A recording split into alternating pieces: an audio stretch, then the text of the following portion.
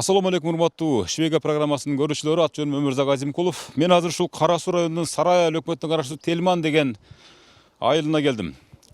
Швега программасында улам кезектеп мына ушул жер маселеси боюнча талаштуу көйгөйлөрдүн чыгып аткандыгын баамдап аткан чыгарсыздар. Бул учурда мына ушул чыгарылышта Акунбек Абдираев деген ушул Телман айылынын тургуну кайрылган. Колунда мондай кызыл китеби бар. Аркасында мондай жер участогуна сатып алган жер участогуна пайдабалда тургузуп койгон, фундамент дагы салып койгон. Эми азыр мына ушул жерди турмуш шартка байланыштуу мына өзүнүн жеке жашоосуна иштетейин, же болбосо алды сатты кылайын деген учурда мына ушул жер участогу фундаменти менен арестке түшүп калганын байкап, мына ушул көп жылдардан бери мына ушул маселенин айланасында какылабаган, эшиги да калган эмес, жери да калган эмес, укук коргоо органдарына чейин барыптыр. Мына бүгүн биздин программа келерден алдын ушул сотко дагы барыптыр, прокуратурага дагы барыптыр. Бирок ал жерден ушул документтердин ошол укук коргоо органдары тарабынан ушул Акунбек Абдираев мырзанын бизге берген маалыматында баары жайында экен деп билдиришиптир. Так кесе. Азыр эми ушул Швега программасы аркылуу коомчулукка жайылтайын. Эми ушул 4-5 жылдап ушул Россия жергесинде чогултуп келип ушинтип сатып алган жеримен кантип айрылып калам? Же акчадан жок, же үйдөн жок, көчөдө каламбы деген суроонун айланасында, маселенин айланасында биздин Швега программасынан ушуну талкуулап бериңиз, ушуну териштирип бериңиз деп арыз жазган. Ушуну арыз боюнча келдим. Бул жер өзү негизи Алмамбетова Майрамкан деген эжеге тийиштүү жер болгон экен. Акунбек мырза сатып алган жер. Майрамкан эжеденчи. Майрамкан эже алган жер бул Хакимова деген бир жаранга тийиштүү болгон экен. Ал эже ошол сатып алгандыгы тууралуу, ал эми ошол Майрамкан эже бул Акун мырзага саткандыгы тууралуу дагы өздөрүнүн ортосунда ар кандай келишимдер, жазма ишеним каттар да бар экен. Бирок азыркы күндө мисалы мына ушул жерди кайра Майрамкан эже мен сатпайм бул жерди деп туруп арестке коюп коюптур. Мына ушул Абдираев Акунбек аксакалдын мырзанын айтымында. Азыр эми Швега программасында буга чейин деле мисалы Кара Суу районуна болгон, же болбосо Кара Суу районундагы айыл өкмөттөрдүн, мурда иштеп кеткен айыл өкмөттөрдүн шалакылыгы тууралуу, жер участогундагы алешемдиктери тууралуу, биринин шапкесин бирине кийгизген аракеттери тууралуу көп айтып келип жүрөбүз. Бүгүнкү чыгарышта дагы мына ушул жер айланасындагы карапайым тургундардын ортосундагы пикир келишпестиктер, талашуулар эмнеден улам болуп атат? Бул жагдайга кимдер күнөөлүү экендигин дагы аныктайбыз, тактайбыз. Швега программасын акбалап туруңуздар. Окуянын чоо жайын кененирээк алдыңкы мүнөттөрдө айтып берем.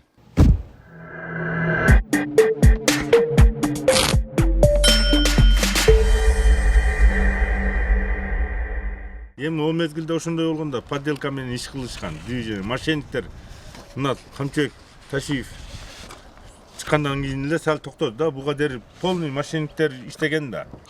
Урматтуу көрүүчүлөр, азыр мынакей мына ушул жердин негизги айыл өкмөт чыгарган токтомундагы ээси Бахрам деген жигит келип отурат. Бул жигиттин мага берген маалыматына караганда эң кызыгы, урматтуу көрүүчүлөр, бул жерге бул Бахрам мырзанын атына токтом чыгып калганын кийин баягы талашуу тартышуулардан кийин анан билип калган жай бар экен, туурабы? Ошон үчүн сиз мына окуянын чоо жайын баштан аяк айтып берсеңиз, эмне болду эле? 2021 жыл октябрь айы октябрь айында ошол Майрамкан деген аял биздин үйгө келген. Биздин үйгө келип, ушундай сиздин балаңыздын атында жер бар, ушул жер мен алганмын дегенде, анан апам айткан экен, ал маалда мен Россияда болчумун. Апам айткан экен, сен каяктан алдың десе, ошо Маткаримова Сажида деген аялдан алган экен. Маткаримова Сажида деген аял жергиликтүү кеңештин депутаты болгон. Ошол аял саткан экен. Сарай айыл өкмөтүнүн. Сарай айыл өкмөтүнүн депутаты болгон да, эми жергиликтүү кеңеште. Анан апам өткөрүп бербейм деген. Себеп дегенде апаман акча алган ал аял. 2 чек кылып беремин деп. Ошол. Депутат аялбы? Депутат аял. Өткөрүп бербеймин дегенден кийин анан балдар келе баштады. Өткөрүп бербесең сени антып кетем, мынтип кетем деген сөздөр болгондон кийин анан эми апа экен да. Апам корккон. Балам сени бир нерсе кылып койбосун дегенден кийин мен апамдын атына өткөрүп койгонмун жерди. Апамдын атына өткөргөнүмдөн кийин уже 2021 ошо декабрь айында ол аял якобы чтобы мен $1700 саткан деп туруп заявление жазып атат РОУДга барып. Кайсы аял? Майрамкан, ошол Майрамкан деген аял ушундай деп заявление жазып атат. Анан иш көрүлгөн. Анан одан кийин иш кыскартылдыбы билбейм, жок болуп кетти. Анан 2022 жылы июнь айлары эле дагы уже заявление түшүп атат. Заявление түшүп туруп, иш ошол иш $1700 саткан, анан токтом несовершенный малына чыккан деп туруп заявление жазып атат. Ушул токтомду жокко чыгарып бергиле деп. Тилекке каршы ал иш дагы кыскартылып неме болгон, токтолгон иш. Анан одан кийин уже сотко кайрылышты баштаган. Сотко кайрылып 3 жолу сотко кайрылган. 2 жолу Ошто сот болгон, анан жогорку сотко кайрылышкан булар. Жогорку сотко кайрылып, ал жерде дагы бул жерде полностью мен азыр документтер мына чечимдер турат колумда. Сен тарапка чечилип атат маселе. Себеп дегенде кандай десем, уже бардык иштин өзүнүн немеси болот экен да, срогу болот экен. Срогунан өткөндөн кийин бул жерде ошондой жазылган. 10 жылдан өтүп кеткенден кийин ишти көргөнгө жатпайт деп туруп жогорку сот дагы ушул чечимди чыгарып берген. Силер тарапка? Мен жака чыгарып берген полностью. Мына эми азыр дагы бул аял кайрылып атат, РОУДга заявление жазып баратат. Заявлениясында ошол дагы $1700 мага саткан, азыр дагы башка бирөөгө сатып жүрүптүр деп. Эми бул жерде бул аке куйган экен. Бетондорун полностью көтөрүп неме кылган экен. Биз өздүк келишимдин негизинде мен бул адамды түшүндүм, бул адам мени түшүндү. Анан өткөрүп бердим. Эми мен эме кылам, например, бетон куюп алган болгондон кийин эми бардыгыбыз адамбыз да. Өткөрүп бердим бул адамга. Эми азыр заявление жазган, ошо $1700 мага саткан. Азыр бул адамга дагы сатып жүрүптүр деп, типа эми мошенничество деп туруп. Силерди сот көрүп атабы ошондо азыр? Азыр РОУДга. РОУДга арыз жазып берди. Типа мошенничество деп туруп. Эми ошондо $1700 деген 1700 сумма боюнча ортодо алаша берише документалдуу барбы жокпу? Ал жер мен $1700 мисалы ал аялдан алдым, саттым деген. жок, андай нерсе жок. Ал жерде доверенность турат алардын колунда. Мен ошол доверенностьке мен таң калытамын. Себеп дегенде мен $1700 эмес, 17 тыйын дагы албаган болсом, алардын колуна кантип доверенность түшүп калган, мен таң калытам ошол нерсегечи. Силердин колуңар коюлган да? Ошондой болуп чыгып атат азыр. Ошондой. Эми бул жерде кандай десем экен? Ошол маалда действительно мен жерге муктаж болуп, ошол аялдын алдына киргенмин, бирок ачыгын айтыш керек. Кайсыба, депутаткабы? Депутатка. Ким дедиң аты жөнүн? Маткаримова Сажида. Может быть, ошол маалда менин колум алган болушу мүмкүн. Атак мен эч качан саткан эмесмин. Азыр эми тергөөчү айтып атат мага.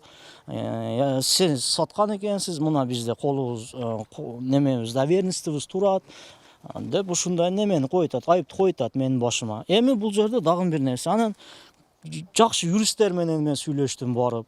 Даже алар айтып атат, действующий ишеним кат болгондо дагы сени толокандуу укугуң бар, чтобы доверенностьти жокко чыгарганга деп. Ошолор ушундай деп айтты. Эми мен бул юридикалык жакта мен немем жок, билимим жок. Алар ушундай айтып атат. Эми бул аялды караң, действительно мен саткан болсом, алардын колунда турган 2004 жылда неме турат. 2014 жылда доверенность турат. 2013-2014. 2014 3 жылдык доверенность экен. Эми доверенность болсо караң, 2017 бүтүп табы, 2021 4 жыл булар кайсыл жерде жүрдү? Эмне кылып жүрдү? Если мен действительно саткан болсом, өзүнө давно өткөрүп алыш керек эле да буларчы. Жок, мындай нерсе болбогон. Ушундай. Азыр эми мына ушул баладан жакынкы эле жылдары 2018 жылы өткөзүп берип атасың бул жак? Жок, быйыл өткөзүп берип атасың, кечиресиздер. Мына быйыл ушул жерди, мына ушул азыр фундамент пайдубал салынып турган жер участогун келишимдүү баада эки тарап келишип, бири-бирине алды-сатты кылып, белек катары бул жака Бахрам мырза өткөзүп бериптир. Акун мырзага туурабы?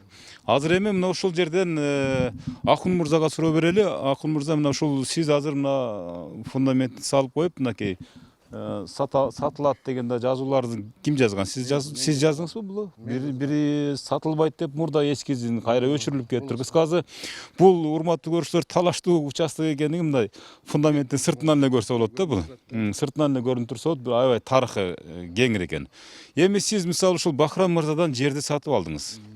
Келишимдүү баада. Анан ортодо мисалы Майрамкан эже менен деле келишимдер болуптур. Эми ошол боюнча дагы сиз өзүңүз кеңири айтып берсеңиз, сиз бул жерди кантип алып калдыңыз? Анан ортодогу балекет каяктан чыкты? Мен өзүм 2018-жылы алгам бул жерди. Өзүм Россияда 4 жылдап иштеп, менет кылып, чогултуп аткан акчама ушул Майрамкан Алмамбетова эже өзүм айылдаш эжем болот. Нары аяш эжем болот.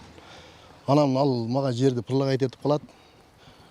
Ушундай жерим бар, көрбөйсүңбү деп келип көрүп, действительно жактырып алгам. 2018-жылы мен алганда мына жерде участоктор 3,5 миң, 4 миң доллар эле. Мына коштунан деле билет. Анан ал мага бирөөсүнүн кызыл китеби бар, бирөөсүнүн токтому бар деп эки чектеп саткан. Эки чек экөөбүз ошол жерде күйөөсү болгон. Каримов аты эстен чыгып атат.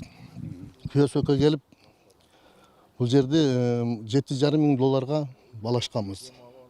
Балашып, мен ошол маалда 300 миң рубль бергенмин. Өзүнүн распискасын окудуңуз. 4600 доллар болгон. Алып анан менде деле бир жаман ой болбоптур. Бир документтерин деле алып келип өткөзүп алайын деген ой болбоду да. Себеп мен аны өзүм айылдаш, өзүм ишенип, ага бир эч жаман оюм болгон эмес. Анан 2021-жылы бул мага келип баягы алган 300 миң рубльди алып келет. 0,65ке курс түшкөндө өзүндө кагазы бар. Бут ошол маалда алып келип берет. Акун, короче, мен соттошуп атам, өткөзө албай атам. Короче, акчаны кармаптыр. Дегенде мен жок, акчаны албайм, жок кылып берем. Тура берсин сизде десем, күйөөсү, аяшы ортого түшүп алып тур, Акун дегенден алып тургам. Ошондон кийин биз соттошуп бүтүп, кызыл китепти мына Бахрамдан экөөбүз келишип алып атам. Анан бул жерде багы менден биринчи акча алган, бул дагы 40 миң сураган. Мен кызыл китепти өткөзүп берейин. 40 миң акча бер дегенде 28 миң акча берген. Болгон акчаны берген да. Анан ошо 28 миң менен 300 миң рубльди алып келип берип, 300 миң рубльди бергенден кийин бул бир айга жетип жетпей, короче, мен Өзбекстанга кетсем, жерге көргөндөр чала бергенден сатылабы деген сатылбайт деп мына мен жазгам. Кара жазып.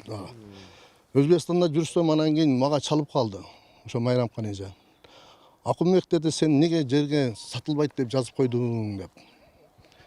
Анан эже дедим, сиз мага өткөзүп бергендин ордуна кайра ал не дегениңиз сатылбайт деп жазган? Мен жазганмын дедим. Десем, мен сенин акчаңды бергенмин. Сенден карызым жок, жерге тиешең жок деди. Анан абже мен түшүнбөй калдым сизге десем, ошо фундаментиңе, цементиңе 50 миң акча бергем деди. Бул 50 миң жөнүнө дом аткылып атат. Мен айттым, ошондо 50 миң деп дом аткылсаңыз, 50 миңиңиздин үстүнө 50 миң кошуп берем эже дедим. Мага кызыл китепти өткөзүп бериңиз. Десем, жок, өткөзүп бербейм. Ошол жерде эле 190го бурду. Мен өткөзүп алсам да сатпайм деди. Сатсам да башка баада сатам деди. Анан хорошо дедим, абже сүйлөшөбүз дедим. Анан кийин келип анан коем, багы тууган адамыбыз, айылдаш деп анан чакырып жолуксам, Акун деди, мага 11,5 миң доллар бересиң деди. 11,5 миң доллар бересиң, мен оюндан чыгам деди. Анан мен сиз менен оюн ойноп аткан жокмун го дедим. Мага сиз документ өткөзүп беришиңиз керек. Андан көрө жүрүңүз, барайлы анабы Бахрамдын алдына барып сүйлөшөлү. Баягы сиз эки чектеп сатканыңыз бир эле чек экен. Бир чекке мен сизге ыраазымын. Ошол договор калсын дагы, ошол акча сизде да калсын. Барып жакшына маслихат кылып өткөзүп алайлы, тууганча бүтүрөлү. Десем болбой койду. 11,5 миң доллар бересиң, мен оюндан чыгам, аны менен өзүң сүйлөшүп аласың. Себеп мен келише албай атам, анын апасы менен деп койду. Анан мына соттон утуп келиптир, ушулар менен келишип кайра кызыл китепти алдым. Алгандан кийин мен эми баягы кичине бирөөрдөн карызым бар эле, анан кичине иштетишим керек болуп атат, турмушка байланыштуу. Сатыкка койсом, булар арестке коюп коюптур. Тергөөчү чалды, бардым, тергөөчүгө да айттым. Эмне негизинде арестке коюп атасыңар десем, жашы жете элек балага токтом чыгыптыр деди. Аялдын максаты эмне болуп атат десем, жокко чыгарып бер деп сотко берип атат деди. Ал жокко чыгарып бер десе анда бул жерде ошону биле деген башында мага сатпаш керек эле да. Анан баягы 300 000 рубль алып келгенде 0,65 курусту алып келип берди. Көрдүңүзбү бул жерде кандай өзүнүн акыл иштеген. Мен ага акылым деле жетпептир. Жаман оюм болгон эмес бул адамга. Өзүм эжелерим кандай көрсөм ошондой эле көрчүмүн. Ушул убакка чейин күттүм, мен кичине өзүнө келе экен, мындай сүйлөшө экен десем жок. Сүйлөшө турган катын эмес, аны тааныгандар билет да. Азыр тергөө жүрүп атат бул боюнча. Азыр тергөө жүрүп атат. Азыр тергөөчүгө да бардым. Азыр барып, азыр аресттен чыгарып келе деп арыз жазып келетем азыр. Бул жерчи 2013-жылы мен ал токтомду сатып алганмын. Бул 2007 ол бала дажычы ол неме жашына жете элек бала экен. Дагы 2007-2009 справление верно кылып туруп булар оңдошуптур. Жашы эптеп жеткирип. Ол жабыраса буякта жатат. Ол эми ол акын мен полный актасын кайтарып бергендейм баарын. Мен ошону бүт күбөлөрдүн астында бергенмин. Одан алган акчаны да кайтарып бердим күбөлөр менен. 50 000 акчаны бул мени бере бериң деп туруп убагында акча көрүлүк неме деп баса калды эле. Ошо 50 000 акчаны таанып туруп, каерде бердиң эле дейт. 50 000 акчаны таанып туруп, аны эми күбөлөр менен бергенмин. Бирок Аллах бар, укам, Аллах адашпайт. Мен Кудайга салдым деп отурам мунучу. Бул эже бул кийин сизден сатып алгандан кийин сизде курган эмеспи? Бул үйдүн фундаментин курган. Огражденияны мен курганмын. Үйүнүн фундаментин акчасынан берип атам. Мен агым кетти, когум кетти, мынтын мынаны кармап турапмын дедим. Мен мына жерлерди Өзбек тайсмада хал кылайын дедим мен ам. Бир жансыз кылайын, эсептейбиз дедим. Мен сени күйгүзбөйм укам дедим. Биз турган адамбыз, туруп тур дедим. Экөөңүздөр тууган болосуздарбы? Экөөңүздөр туугандыкта жайыңыздар барбы, Майрам эне? Экөөбүз бир айылдан бир өрөөндүн балдары, анан кийин тууганчылык өтө алыс эмес, жакын болсо жакын, алыс эмес. Өтө тууганчылык да жакын, эми богушкан тууганды мен да кечип отурам. Турупту дедим, сен баарын кайтарып алдың го, мен бир тыйын ала албайм, мынантип отурам. Десем болбоду. Акырат мен бул акын дедим, кечиресиң укам дедим. Бул мына каттоодо жок жер экен. Мен мына тергөөдө билип атам. Десем маң ишинбей айлык өткө да барды. Ошол жерден да угуп көрүп келди. Көзү менен көрүп, кулагы менен угуп анан бул ошондой жерди неге сатып алып атат? Мошенник бул болуп атат ошондо. Ортого түшкөн. Билип туруп сатып алды деп атасыз да ошондо, туурабы, Майрам эне? Бул билип туруп акыры айлык өткө барды. Мен документти баарын ошол жерден да көрдүм. Мындай. Бул ошол өзбек баланы тапты. Бул өзбек баланы тапты, Россияга барып. Өзү ошо барып келип иштейт эле. Ол баланы тапты. Мына мен өзбек баланы таптым деп. Бул жердин түбүнө чейин чукуду. Ол жер бул. Алиги неме жер экен? Мына ошо жерди сатып алган мен билбейм. Мен ушунча чукусам болот эле болбосо. Алиги үлүшкө берилген жер экен. Бир катындын жери. Мен ал билбейм дептир. Мен үлүшкө мага чекпеди, мен жерим өкмөт алган деп. Ушинтип чукулаган жерден чукуду. Мен эч жерде бул жер мен мындай неме эмесмин, же буну акынды алдап, же башка кылып, же берген акчасын бербей, же ушундай кылсам анан берсе уят эле, мен да өзүм мындай кылдым эме, чоң эле катын дейт элем менчи. Бар жогун биринчи акынга берип отурам. О, сиз акын карма ал акын мыналарың ал, мына мындай болуп калды. Майрам эне, берки маселени кандай кылып чечип атасыз? Эми баягы өзүңүз тиги маселени кантип чечип атасыз? Эми биринчи баягы сатып алган адамдан. Мен биринчи кандалар болсо танды, менин колум эмес деди. Ошондой болдубу? Кыргызскийге бериптир тергөө. О жерден өзүнүн колу болуп чыкты. Бул болсо өл өзбек бала танып азыр ушунда кирер жерин билбей ушинтип жүрөт. Аны тиги тергөөчүлөр азыр эми тергөө бүткөндөн кийин анан ак же көк дейт да ошондо. Ооба, тергөөдө азыр. Тергөө бердим мен. Эдесине чейин бардым, мынаны туура кабыл алып тургула, мынагы мындай болуп атат десем, айнан булар азыр булар теректин башында. Майыл Аллахтын буйругусуз бир жалбырак түшпөйт, ак ийилет, сынбайт тергөөдө. Өздөрү жаны жок адам ушундай жаны жок болот. Макул эне, макул. Анда Жаны болуп жокмун, тур. жаны жок акмактан акмак туулап турбайбы экен ушул. Майли Рахмат. болуп турган, Болуптур. тынч бол. Сен өзүңдүн ишиңди кылып атасың, туура. Макул эне, болуп тур. Болуптур. Ушунчалык дооматчы экен бул аялчы. Мына бул жерде биринчи ошо сотко бергенде булар Камбарова Назакаткан деген аялды таап атат. Ал аялды кандай тиешеси бар бул нерсени мен билбейм. Бирок Камбарова Назакаткан деген аялды табып туруп адамдар ham ушунчалык болуп кетиптир да. Азыр акча берсе эле бирөөнүн үстүнөн ушундай эле барып туруп арыз жазып, ушундай доомат кылып ушуга чейин бара турган болуп калды. Мен таң калып атам. Ошол Назакаткандын атынан мына Камбарова Назакаткан деген аялдын атынан заявление жаздырган. Чтобы токтомду жокко чыгарып бергиле депчи. Ушул окуяга кантип аралашып калдыңыз? Кыскача айтып берсеңиз. Кыскача неме кылайын. Мен ошо Кара Суу районуна караштуу Кара Суу шаарында жашайм. Отурган үйүм мындай көрсөңүздөр дагы болот. 3,5 сотук эшикти короодо отурам. 3 балам бар. Ошо 3,5 сотук эшикте 2 келиним, 4 неберем бар. Ошо 2003 же 2005 жылдары ошо жылдардын биринде анык билбейм. Шаарлыктарга Сарай айыл өкмөтүнөн заявление таштасаңар неме болот экен, жер берет экен деген кимдердин немесини сөзүнө ишенип мен паспортун берип койгон жерим бар. Болду, башка ушу паспортун мен заявление дагы жазган эмесмин. Анан кийин мен дагы сүйүнүп ошо кичине эшигиме кошумча дагы бир 4 сотук 5 сотук эшикти болуп калсам деген ниетте, жакшы ниетте бергенмин. Ким заявление жазган, карапайым ошо 10-11 классты бүтүрүп эле союз малында чоңоюп калган адамдардын бири турмушка чыгып кеткенмин. Өзүм жаңарыктык болом, ушу Кара Сууга турмушка чыкканмын. Шаарлыктарды билесиңер, жерлер тар, кичине жерди болуп калайын деген ниетте бергенмин. Кийин ушу убакыт өтүп бир күн мага сообщение келди. Бирөөсү айтты, сени атыңа токтом чыкты. $1700 болсо жер берилип тургандардын аркасынан чуркасаң жер берилет. Менде о маалда түшүмө ham кирбейт эле $1700. Керек болсо азырам эле жок ошончо акчам мени. Анан кийин ошодон кийин ошо мен токтомуму сатып жүрүшкен.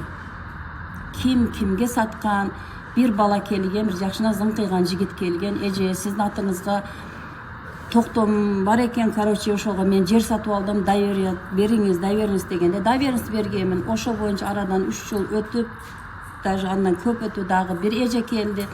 Сен атыңда неме бар экен, жер бар экен, мен сатып алдым. Ошого доверенность берип кой деди. Доверенность берип койдум. Арадан 3 жыл өткөндөн кийин ошо эже дагы келди. Ол эже дагы аябай жакшы эже экен. Менин немеми көрүп, мен ден соолугум дагы жакшы эмес. Азыр кереги жок, мен кандай оору менен ооругандар документтерим бар, жогум бар.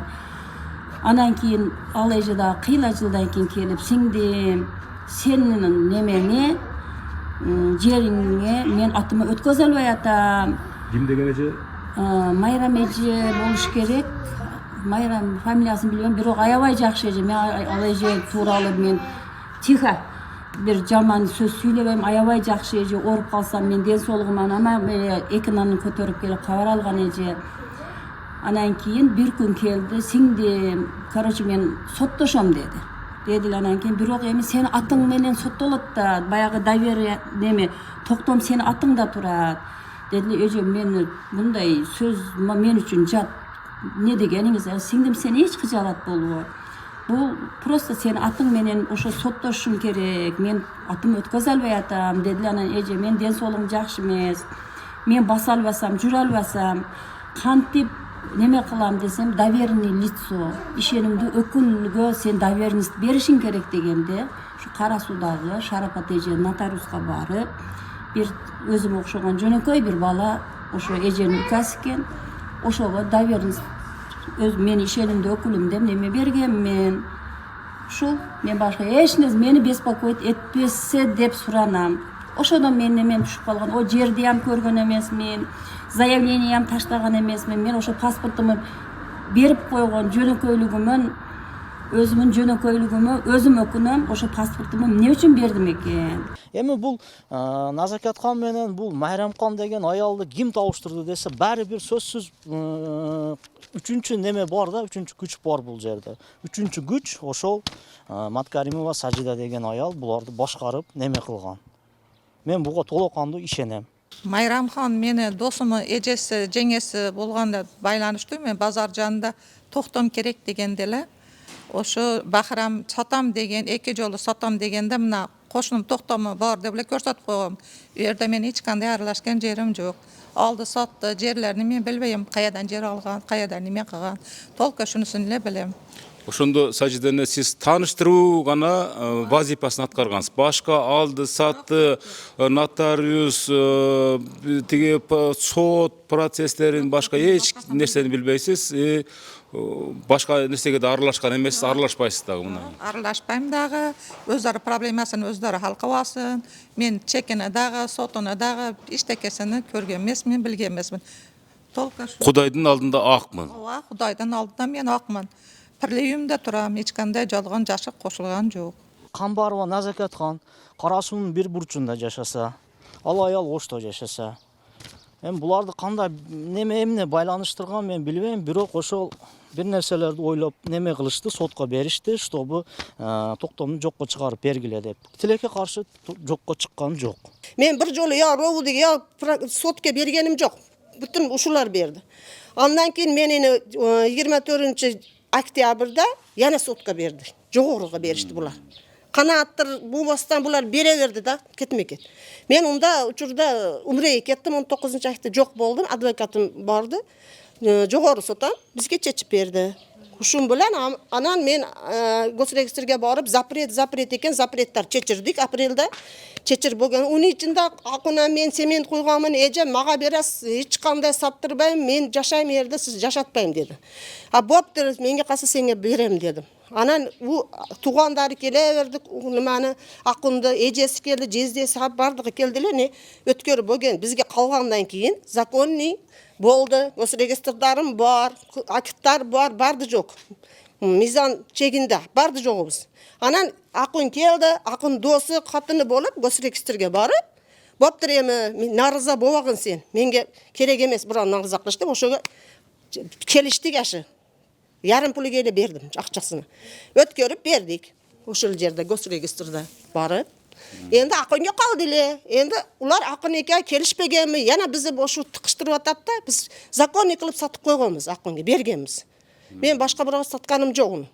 Ошолар өзү майрам эке сатышып алышкан экен. Бизден алдын у акынга сатып болгон экен. Биз атымызда турган чекти майрам 18-жылы у акынга саткан экен.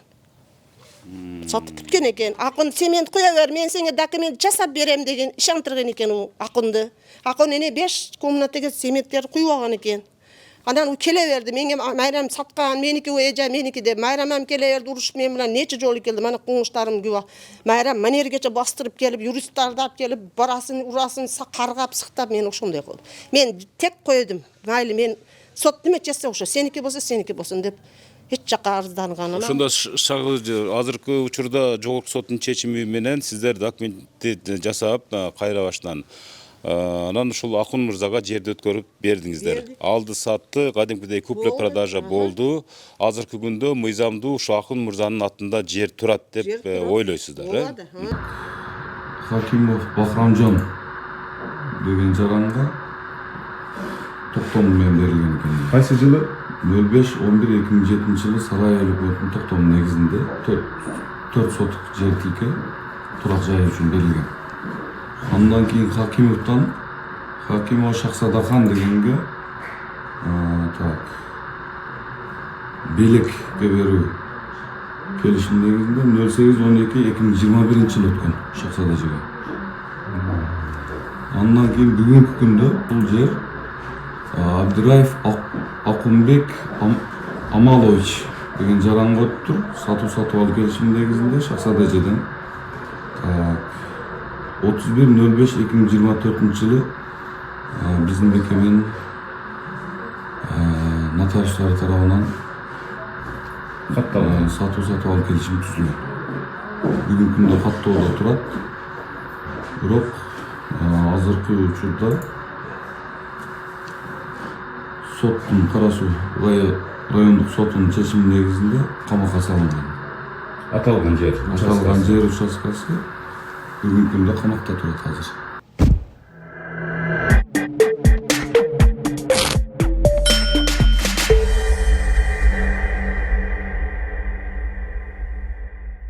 Кара Суу райондук ички иштер бөлүмүнө Ош шаарынын тургуну 1962 жылы туулган МА арыз менен кайрылган.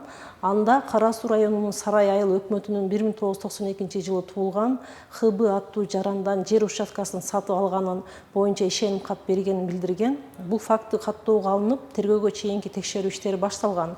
Текшерүүнүн жыйынтыгы менен окуя боюнча мыйзамдуу чечим кабыл алынат.